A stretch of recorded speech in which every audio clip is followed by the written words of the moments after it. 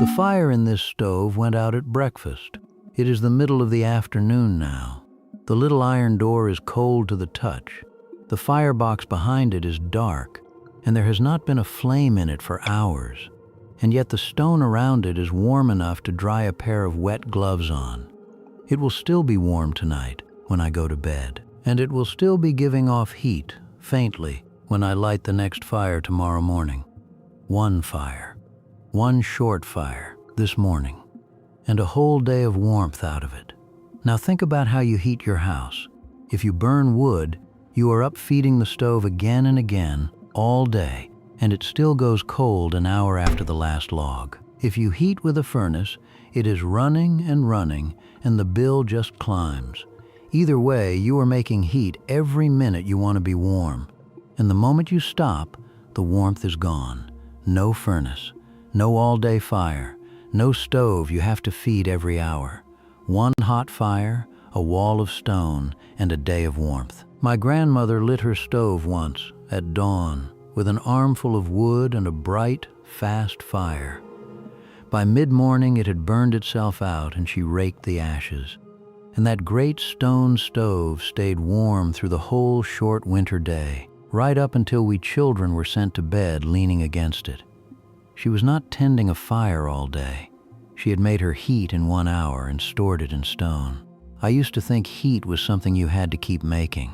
It is not. Heat is something you can store. Before this video ends, I will show you exactly why your stove or your furnace throws most of its heat away, how a wall of stone holds a fire's warmth for a whole day, the honest, cheap way to steal that idea without a $20,000 stove, and what replaced this, and why the thing that replaced it was never actually better. The principle works with whatever you heat with right now. But first, let me start with the number that should make you angry. Nobody thinks of heat as something that runs away the instant you make it, but that is exactly what happens in most homes. Take an open fireplace, the thing people picture when they picture cozy. A fire in an open fireplace sends something like 90% of its heat straight up the chimney. 9/10. You cut it, you split it, you stack it, you carry it in, you burn it, and 9 out of every 10 logs worth of heat goes up the flue and warms the sky over your roof. What you feel in the room is the leftover 10th. A closed wood stove is better, but it still lives by the same rule. It only warms you while it is burning. Let the fire die and the room follows it down within the hour. So you feed it, and feed it. A single wood stove heating an ordinary house through a cold country winter can eat 6, 7, 8 cords of wood in a season. A wall of split logs the size of a small car, gone up the chimney by spring. And that is only the money. If you burn wood, you pay a second time in your own back and your own Saturdays. The cutting, the splitting, the hauling, the stacking, all of it unpaid, all of it to feed a fire that hands most of the heat straight back to the sky. You are working 2 jobs to warm the outdoors, one to earn the fuel and one with an axe. And if you heat with a furnace, you have simply hidden the same waste behind a thermostat. The machine runs whenever the air cools, heating air that leaks out through every gap in the house as fast as it warms. And the bill arrives every single month to remind you. So look honestly at what you are doing. You are not storing heat. You are renting it by the minute, and it escapes the second you stop paying.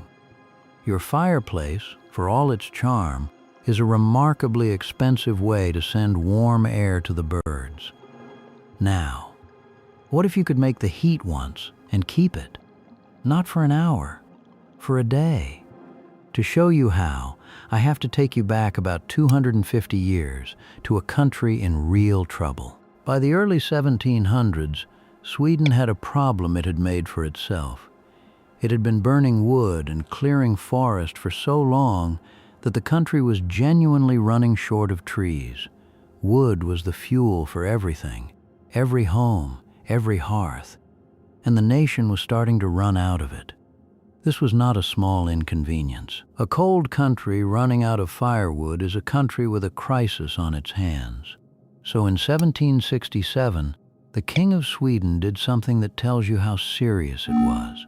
He commissioned two of his best minds, a count and architect named Kronstedt and a field marshal named Reed, and he gave them one job: build a stove that could heat a home on far, far less wood. What they built is called a kakelugn, a tall stove wrapped in a huge body of brick and tile, weighing well over 1,000 kilograms, a ton of stone standing in the corner of the room.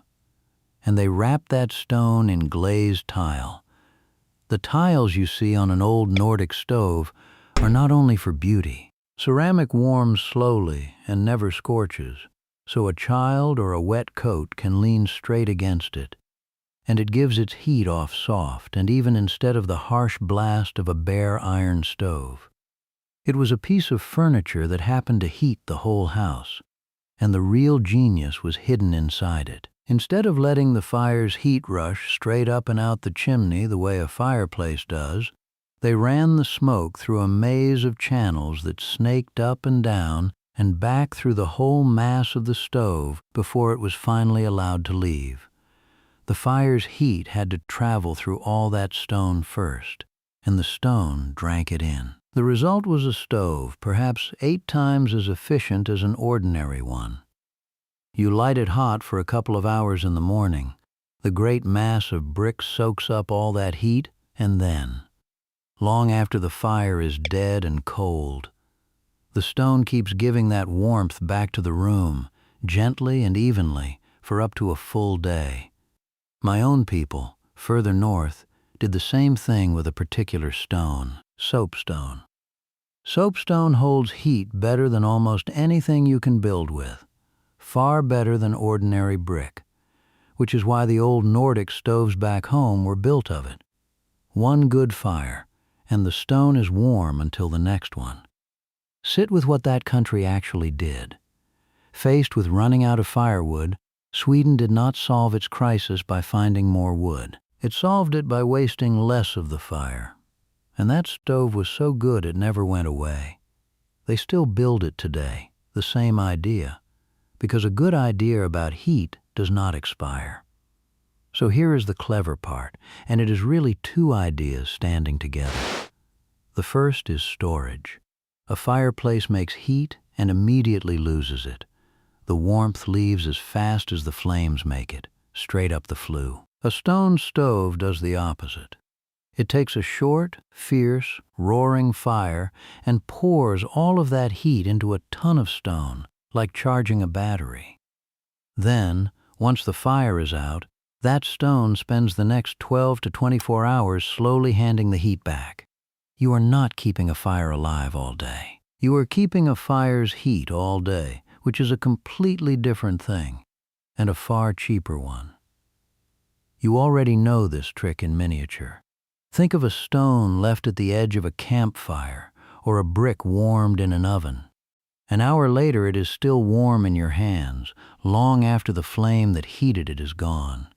That is thermal mass, heat poured into something solid and let back out slowly. A stone stove is nothing more than that warm brick, grown to the size of a wall and built into your house. The second idea is the kind of heat it gives you.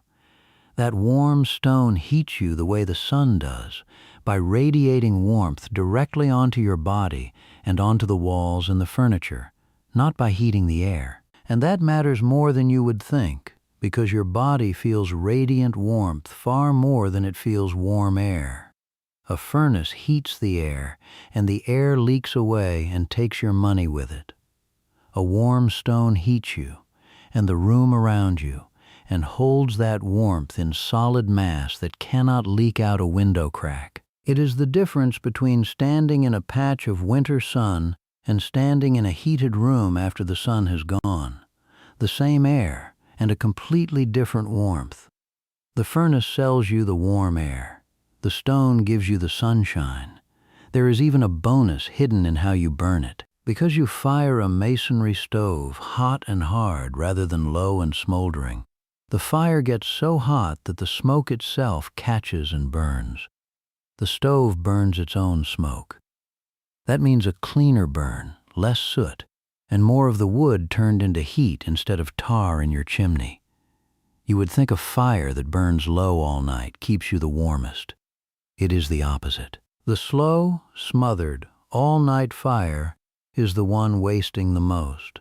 And I will come back to that, because it is a mistake almost everyone with a wood stove is making right now. Here is the whole thing in a sentence a child could repeat. A fireplace makes heat and throws it away, and a stone stove makes heat once and hands it back all day. Now, before you get excited and start planning something, I have to be honest with you, because this is one of those subjects where being careless can cost you your house or worse. A true masonry stove is a serious piece of building. It weighs as much as a car. It needs a proper foundation under the floor to carry that weight, and it needs a correctly built chimney to carry the smoke safely away. A full one is not a weekend project, and it is not a cheap one. It is a professional installation, and it should be. I am not going to stand here and tell you to stack fire bricks around your wood stove and light a bonfire in your living room. Anything that involves fire and a flue you do properly with someone who knows chimneys, or you do not do at all. A badly built flue is a carbon monoxide story, and that is one story I will never tell on this channel. So if you cannot drop a 2-ton stove into your living room this weekend, and you cannot, stay with me anyway, because the free half of all this you can put to work with the very next fire you light. Here is how you steal the principle, in 3 steps, and the first one costs nothing. Step 1, burn hot, not slow. This is the free one, and it is the biggest. If you already have a wood stove, I will bet you do what almost everyone does. You load it up at night and choke the air down to a trickle so it will last till morning. Stop. That slow, smothered, starved fire is the worst way to burn wood there is. It burns cool and dirty. It coats the inside of your chimney with creosote, which is what chimney fires are made of, and it throws away half the heat in the wood as unburned smoke. A hot, bright, lively fire is the opposite. It burns clean, it sends far more of the wood's heat into the room, and it is what actually charges up any mass you have around it. Fire it hot, let it burn down, and let it go out. Do not strangle it to keep it alive. Step 2, give the heat something to hold on to. This is the cheap piece of the king's idea. Whatever you heat with, put mass near it. Stone, brick, or soapstone that can soak up the heat while the fire burns and keep radiating it after the fire dies. A soapstone panel or 2 set beside a wood stove. A brick or stone surround instead of a thin metal one. A solid stone hearth. Even an old stone bench beside the stove. The Nordic warming bench, where the stone gets warm and a person sits against it long after the fire is out. The more mass the heat can reach, the longer your room stays warm once the flames are gone. The old people back home understood this without a word of science. They would warm stones in the hearth all evening, then carry a hot one, wrapped in cloth, to the foot of a cold bed. The fire's heat following them into a room that had no fire of its own. You are doing the very same thing your great-grandparents did, storing a fire's warmth in stone and keeping it after the flame is out. You are turning a stove that warms you only while it burns into one that warms you for hours after. Step 3, if and only if you are buying new, buy the real thing. If you heat with wood, or you are thinking about it, a soapstone or masonry heater is simply the most efficient wood heat there is. The people who measure these things for a living will tell you the same. Yes, it costs more up front than a steel stove. But it burns a fraction of the wood, year after year, and it pays that difference back in cords you never have to cut for 30 years or more. It is not an expense. It is a stove you buy once and hand to your grandchildren. Now the 3 mistakes that ruin all of this. Mistake 1, the big one, burning slow to make it last. You already heard me. A smothered fire wastes wood, cakes your chimney, and gives you less heat, not more. Burn hot. Store the heat in mass, not in a dying fire.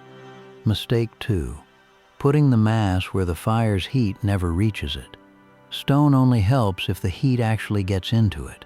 A slab of soapstone across the room doing nothing is just furniture. It has to sit where the stove's heat can pour into it. Mistake 3, and I will say it one more time because it matters most. Treating the big stove as a do-it-yourself job. The little things, burning hot, adding some mass, those are yours. The stove itself, the firebox, the chimney, that is a professional's work. Fire and flue are not a place to guess, so all of it comes down to this. The free part, burning hot instead of slow. You can do tonight with the next fire. The cheap part, a little stone by the fire to hold the heat, is one weekend. And the real stove is a decade's investment that quietly pays you back in wood you never cut. All three are chasing the exact same idea. Make the fire once and keep the heat. So let me answer the promise I made you. If this stove is that much better, 8 times the efficiency, a fraction of the wood, warmth for a day off a single fire, why is it not in every home? Why did you grow up feeding a fire all day or paying a furnace by the month and never once hear of it? Here is the honest answer, and it is not a conspiracy. The stone stove did not get worse. The world just got cheap fuel. When oil and gas and the central furnace arrived, being careful with a fire suddenly felt unnecessary. Why store a fire's heat in a ton of stone when you could pipe in cheap fuel and turn a dial and have warm air on demand in every room forever? So we stopped. And to be fair, that convenience is real, and I will not pretend it is not. Warm air at the twist of a knob, no wood to cut, no ash to rake, is a genuine comfort, and I would not give up my own entirely. But look at what came with it. Cheap fuel made burn something every minute you want to be warm, feel normal again, which is the exact waste the king's engineers had solved 200 years earlier. The stone stove was never beaten in a fair fight over which one keeps a home warm on the least fuel. It was simply undercut by fuel so cheap that waste stopped mattering. And there is no business in a stove that barely needs feeding. You cannot sell a man a furnace and then fuel every month for the rest of his life by handing him a lump of stone that heats his house on one fire a day. Look at who earns from each one. A stone stove is bought once and burns almost nothing. One sale, and then a lifetime of silence. A furnace has a sale, and an installation, and a service call every autumn, and a fuel bill 12 times a year for as long as you live in the house. One of those is a product with a future. The other is just a warm home. It is not hard to guess which one got the advertising. Now, the 3 objections I can already hear. First, Sven, I heat with gas. I do not burn wood at all. Then take the 2 lessons that still apply to you, because they do. Your warmth is radiant, so a stone hearth, a brick fireplace face, any real mass in the room you actually live in will hold heat and give it back in a way your ducted warm air never can. And the deeper idea, storage, is yours too. Even a heated soapstone or a warm mass in the room you use most stretches your comfort past the moment the heat kicks off. You do not need a fire to use the principle. You need something solid that holds warmth. Second, I rent or I have no room for a ton of stone. You are not installing 2 tons of anything. If you have a stove, burn it hot instead of slow. That is free, and it is tonight. Add a little mass if you can. And if you can do neither, at least now you understand why your heat vanishes the second the source shuts off, and why the people telling you to just turn it up higher are treating the symptom. Third, it sounds expensive. The most important part is free, burning hot, not slow. The next part, a little stone, is cheap. Only the full stove costs real money up front. And that one is not spending, it is buying 30 years of smaller wood piles. So here is what I want you to take from an old man and his grandmother's warm stone. Nobody hid this from you. Cheap fuel just made it feel unnecessary to be careful with a fire. So we drifted back to burning all day, or paying all month, for heat that leaves as fast as we make it. But a Swedish king, standing in a country that had run out of trees, proved the thing we forgot. You do not need more fire. You need to stop throwing the fire away. Make your heat once, in one hot, honest fire. Put it into stone, and let that stone keep you warm long after the last flame has died. The way it kept my grandmother's house warm, and her grandmother's before her, on a fraction of the wood you are burning tonight. Light one hot fire this week instead of nursing a slow one. Set a piece of stone where it can catch the heat, and feel how long the warmth lasts after the fire is out. Now I want a number from you. How much wood, or how much in heating fuel, does one winter cost you where you live? Put the figure and your state in the comments. I want to see what we all pay, together, to keep making heat we never managed to keep. And if you have ever sat by a real stone stove and felt it warm at midnight off a morning fire, tell the rest of them what that was like. If you would rather keep a fire's heat than spend all winter chasing it, you already know what to do. Subscribe. And next week, we turn the whole thing on its head. Because the same people who learned to trap a fire's heat inside stone also learned to keep a room cold all summer. No ice, no machine, no power bill, leaving the heat standing outside in the sun, locked out by the very same idea, run backwards. That story is coming. Stay close.